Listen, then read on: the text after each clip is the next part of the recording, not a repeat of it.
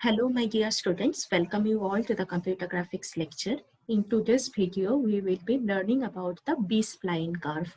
B-spline curve is another approach of constructing curves using the spline approximation method.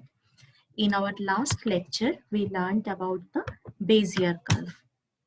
What were the major drawbacks of Bezier curve? The first drawback was the degree of the polynomial to define the curve function that was exactly same as 1 less than the number of the control points. That means if there are n plus 1 control points, the degree of the polynomial would be n. If there are 4 control points, then we will be having one cubic equation. So if the number of control points are increased, the degree of the polynomial would also increase, and that would result in more complexity in the computation. In B-spline curve, that drawback is overcome. Even if we are having 20 control points here, we can choose the degree of the polynomial as low as 2. Okay, so the degree of the polynomial or the order of the curve that we can choose on our own. The minimum should be 2 and the maximum should be just like the Bezier curve, same as the number of 1 less than the number of control points. Okay, so let us consider this curve. This curve, it is having 10 control points. Okay, 1, 2, 3, 4, 5, 6, 7, 8, 9, 10. I can choose the order of the curve as 4. Okay, so I will only consider 4 control points out of this 10. 1, 2, 3, 4, P0, P1, P2 and P3.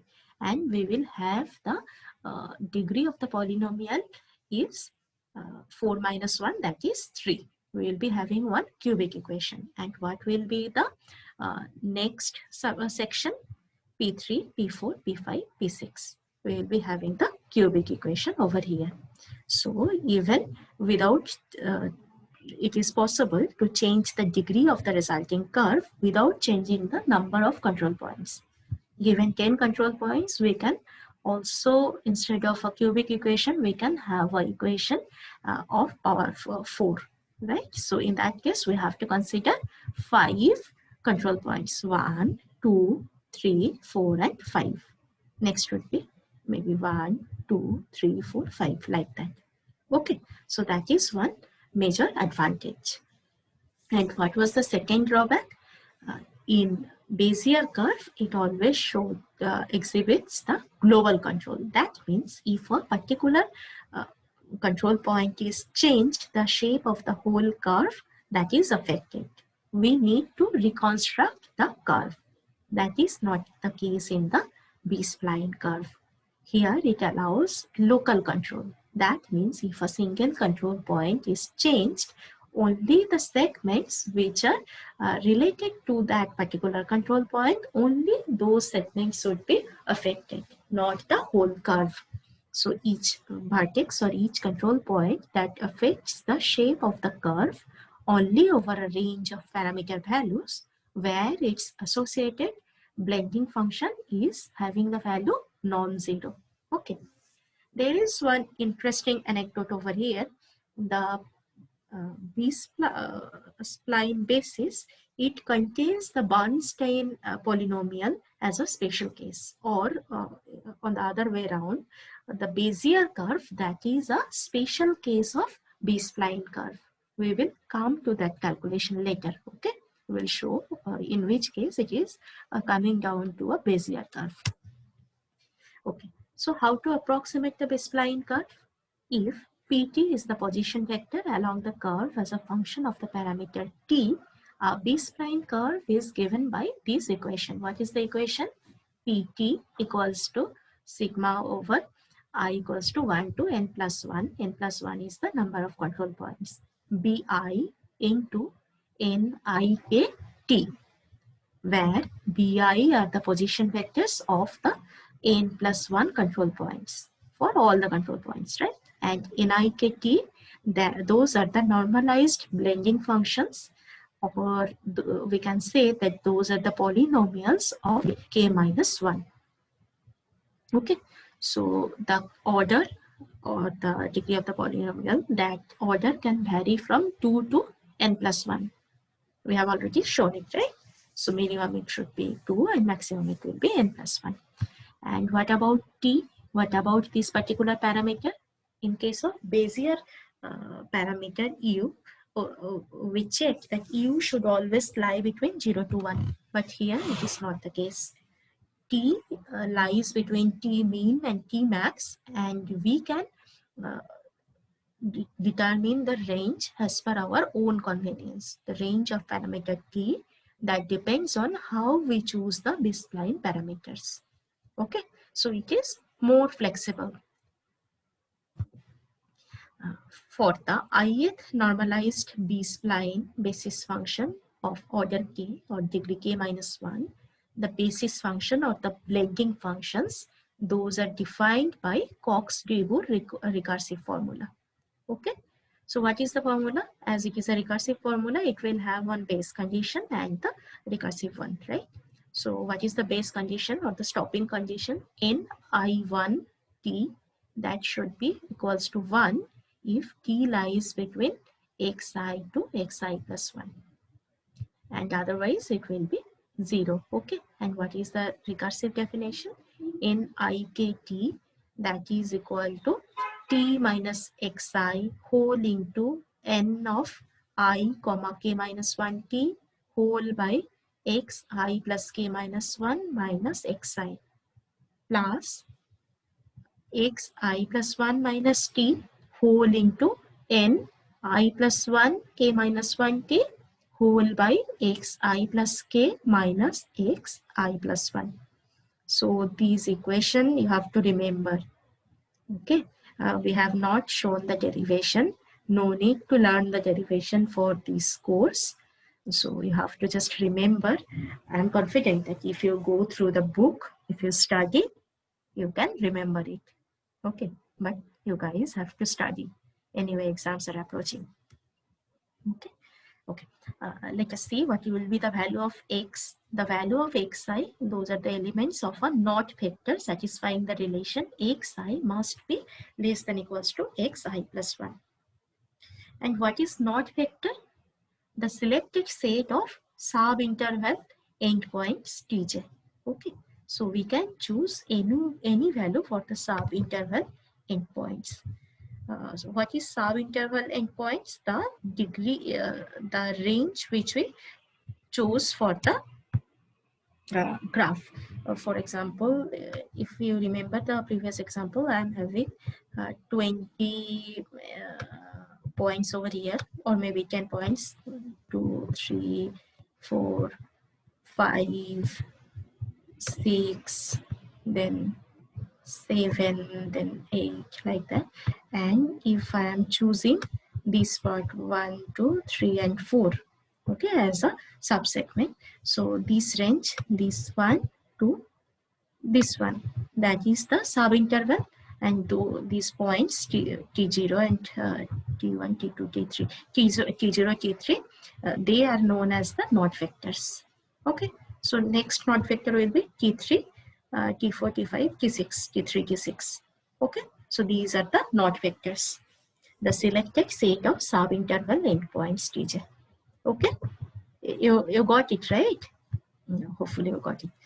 If you have any doubt, please ping me. Okay, so we can choose any value for the sub-interval endpoint satisfying the relation xj plus 1 is greater than equals to xj. So values for t mean and t max, that depend on the number of control points we select. Yes, I have shown you the number of control points we selected, and the value we choose for the parameter k. Yes, the order of the parameter, that is also one factor in choosing the interval, and how we set up the sub-intervals. That means the sub-intervals may be uniform or may not be uniform. Okay, so maybe we can have the intervals like t0 to t3, t3 to t6, t6 to T9, or we can have T0 to T1, T1 to T2, T2 to T6. So in this case, we are having non-uniform subintervals. That is also possible. We will come to that. Okay. So what will be the formal definition of B-spline curve? Formally, a B-spline curve is defined as a polynomial spline function of order k. Order k means degree k minus 1. Since it satisfies the following two conditions. What are the two conditions?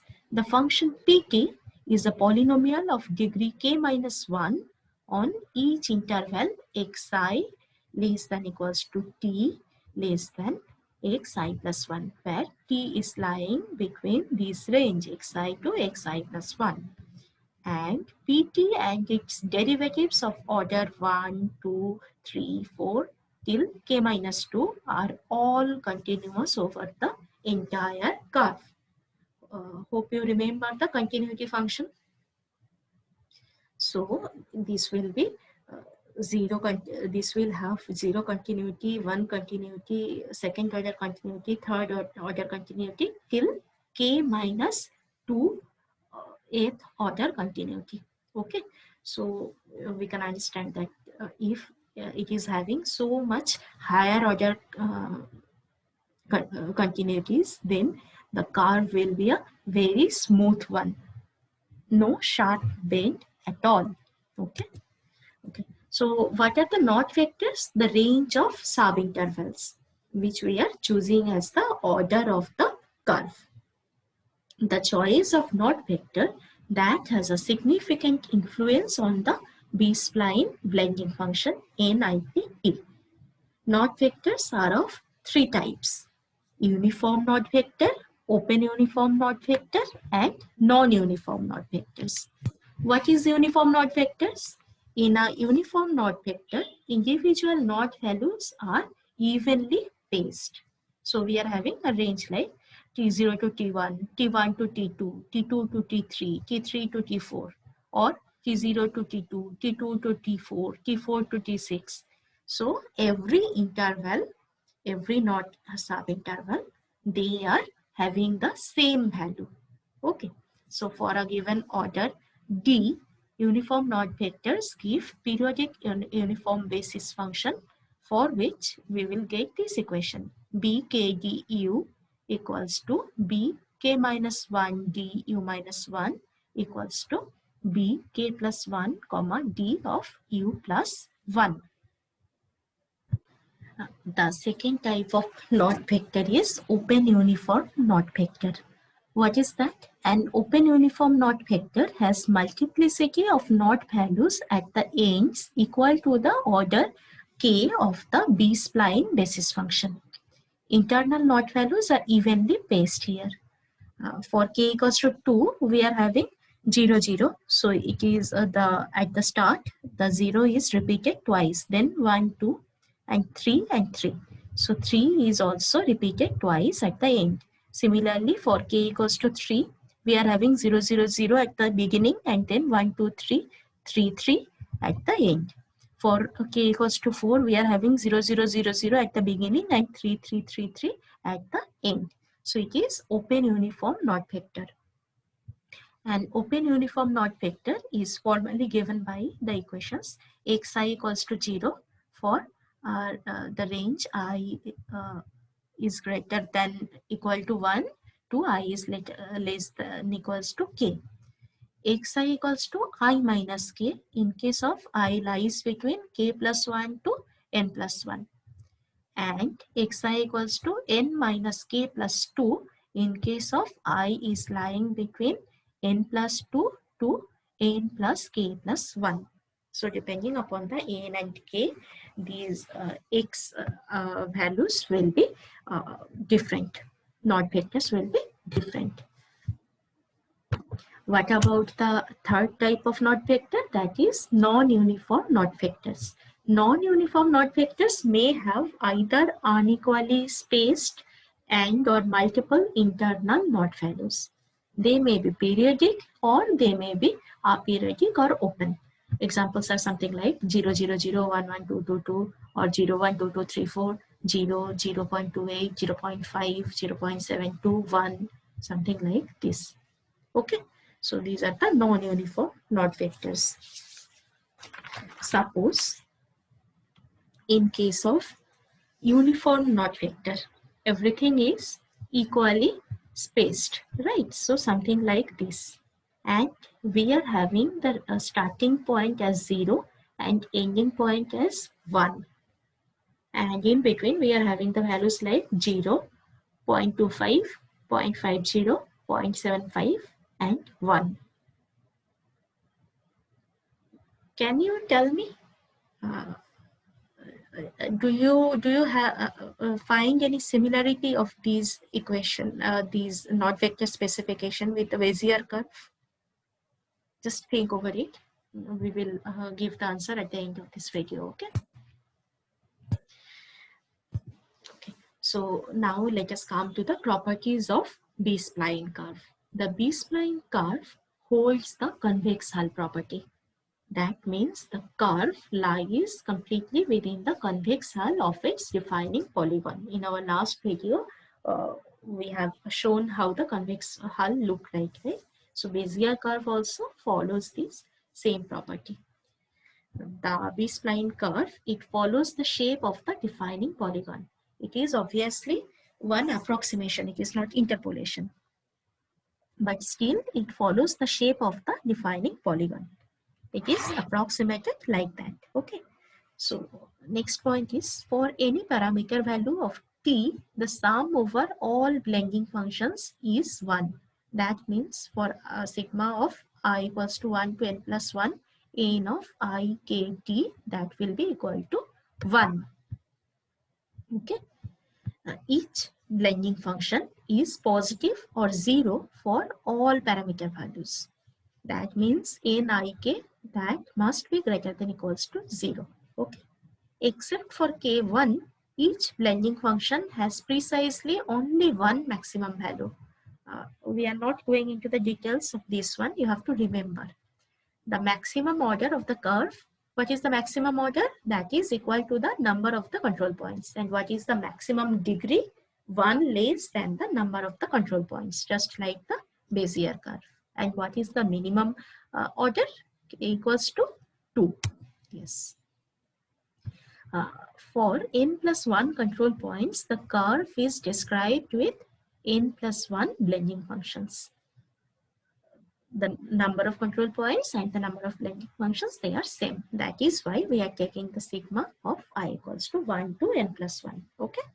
The curve has degree k minus 1 and continuity c k minus 2 over the range of t. That means it must be having the zeroth continuity, first order continuity, second order continuity till k minus second order continuity, and it will give us a smooth curve. Any one control point can affect the shape of at most k curve sections. So that is important. In Bezier curve, the whole curve used to get affected. But in B-spline curve, one control point can affect the shape of at most k curve sections. Okay.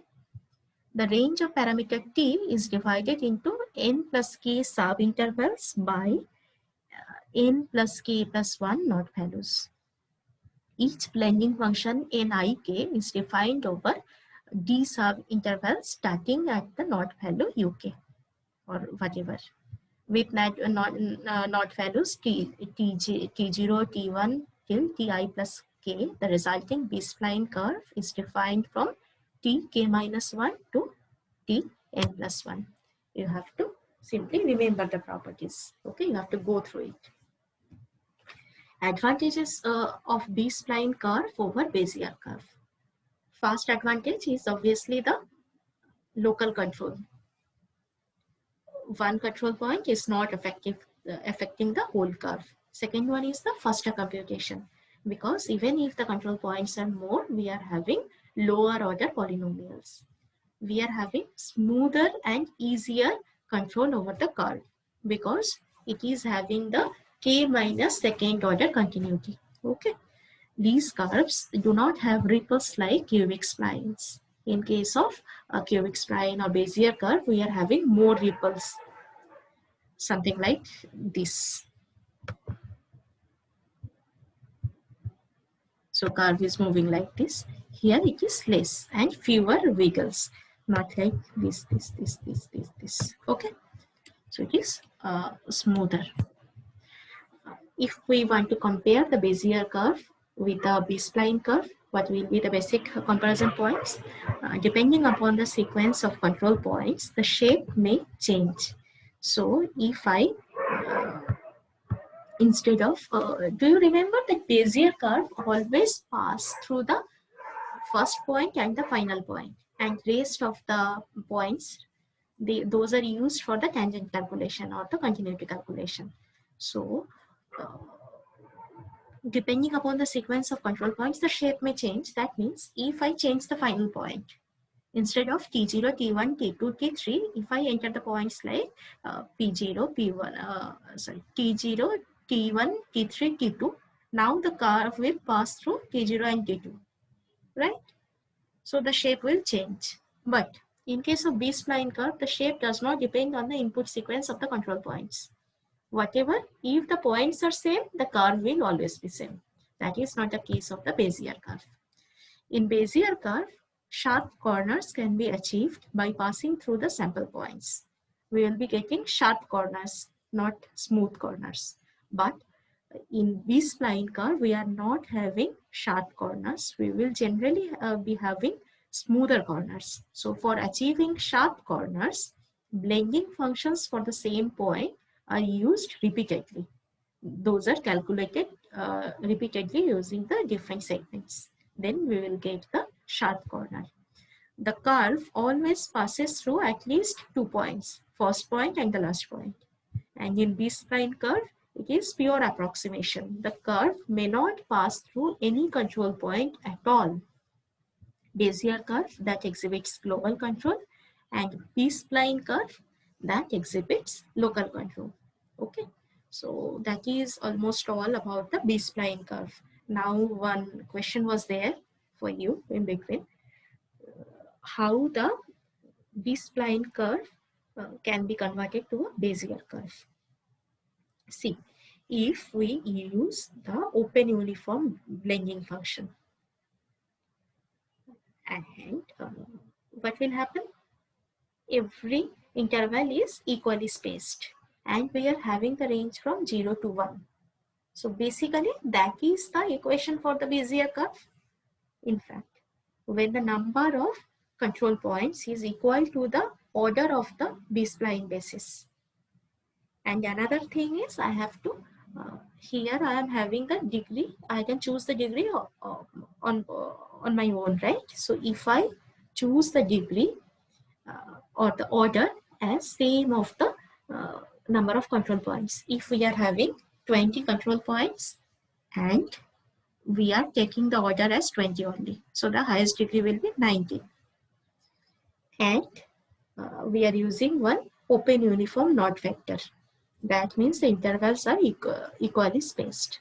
So basically in that case, the B-spline curve that will reduce to the Bezier curve. Okay. So that is the answer of the previous quiz. You have to solve the in-quiz of this video. If you have any doubt, this chapter is a tough one. So in our next lecture, we will start with the fractals. So if you have any doubt regarding any of the techniques, any of the curves, start a discussion thread in Bodhi tree, or you can ping us personally. Okay, thank you. Happy learning.